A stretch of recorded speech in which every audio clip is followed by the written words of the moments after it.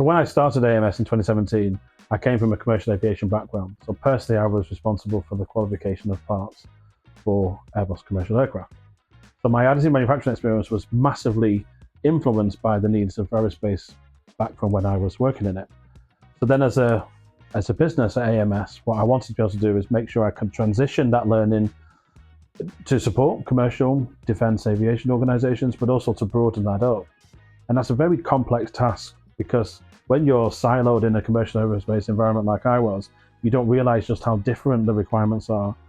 So actually one of the earlier parts of our learning within AMS and one of the huge elements of milestone for me was actually getting to experience other industrial verticals. So fast forward to today, we always say we're relatively agnostic to industrial verticals. We have our preference and we have our main customers in certain verticals, but actually understanding the different requirements and understanding, more importantly, how do we maximize and exploit additive across multiple verticals and support them with each other. So as a business now, we act as a bit of an integrator between industrial verticals. And I like to think we take best practice and learning from those different sectors.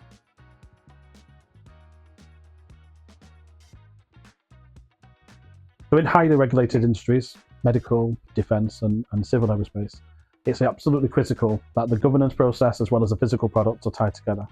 So at AMS, I tried to make sure when we was incepting the business and we was growing the capability that we were able to support. So it's really critical that we support those industries, in particular the highly regulated industries, on that full journey. So here at AMS, we do our best to make sure we do that. In terms of some of the areas that I'm most proud of, the Tornado Tempest project was a huge feat of ours. We took a really strong idea and some technical feasibility evidence that we had in the ability to take titanium parts and turn them into powder to create a new part. Here I'm able to offer a little sneak peek because as of today, we've just shipped the next iteration of this project.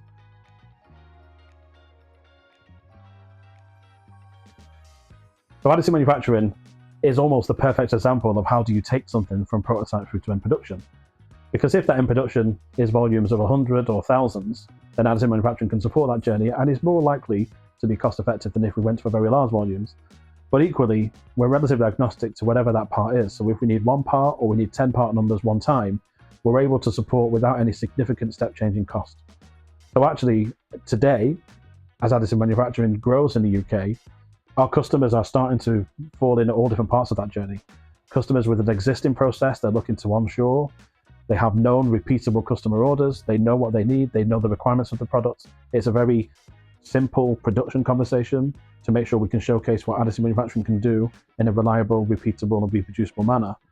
But also, new product development is an area that's of real importance to make sure that additive manufacturing is in there from the design stage. If we can maximize the development of additive manufacturing from design, we maximize the value. If we maximize the value for additive, then it can't help but grow.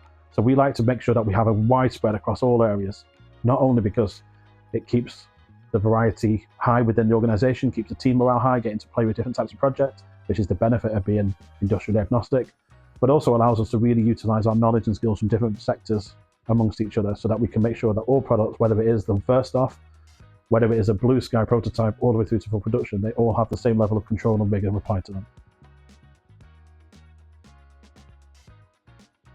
In terms of recycled powders, the problem statement as we see it is we are almost 100% reliant on the import of metal powders. In particular, critical minerals like titanium and also aluminium, nickel superalloys, there is a huge reliance on importation. When there's reliance on importation, that puts us at great risk of any volatility globally to impact our prices, but perhaps more importantly, availability. When we started our journey in powders, we had no idea of the potential problems that would occur within the Ukraine. We focused very much on low embedded carbon. Surely in the UK, we should be focused on taking a low embedded carbon product forward. So our powder offering so far has been able to showcase a minimum of 93% less embedded carbon per kilo compared to traditional atomized powders. But perhaps more importantly, it is a controlled, resilient UK supply. If we're then reliant on the supply chain to support growth, to support a manufacturing uptake, whether that's through a defense need or whether that's through any other form of call to arms, at AMS, we are in a position where we can provide a low embedded carbon, but a resilient supply, a sovereign capability, and we really want to be able to support and grow that part of our industrial need.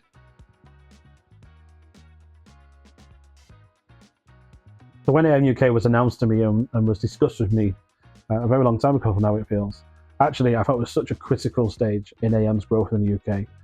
who's going to be the voice to drive AM forward? It can't be organizations like mine, because ultimately we're still a business and we still need to make sure that we're convincing other businesses to work with us.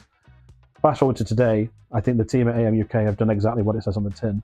They've started to really drive change, and I feel like the togetherness that AMUK brings is critical for AMUK to grow, to make sure that AM in the UK also grows. In recent times, we've seen a lot of consolidation of organizations within the additive manufacturing ecosystem. So moving forward in the next 2 to 5 years, I would expect some stability, finally, some stability in additive manufacturing. Now, with that stability might mean that there is a small drop in sales of machines, but actually maybe that's a good sign. If the machine sales are starting to drop, maybe that means people are taking more out of their current machines. So actually I would start to see in the next 2 to 5 years quite a significant increase in innovation around materials. We've now got really good additive manufacturing processes. We have software and control methods. We also have data confidence in many instances. What we now need to make sure is we're focusing on the post-processability of those materials. So we're starting to see a huge amount of post-processing capability. And then finally, I think it will be materials innovation. Moving beyond that, with more innovative materials, the utilization of advanced digital techniques, dare I even mention AI, the opportunity for additive manufacturing to start to really embrace the digital architecture around it, to be able to exploit that data, to exploit that capability, and maybe offer a solution, AI-derived designs fully automated into a machine in the next 10 years is not necessarily an impossibility. However, to get there, it must come with good knowledge, good control, and high-end capability. So the next 2 to 5 years, consolidation, capability growth, and then 5 years plus, who knows?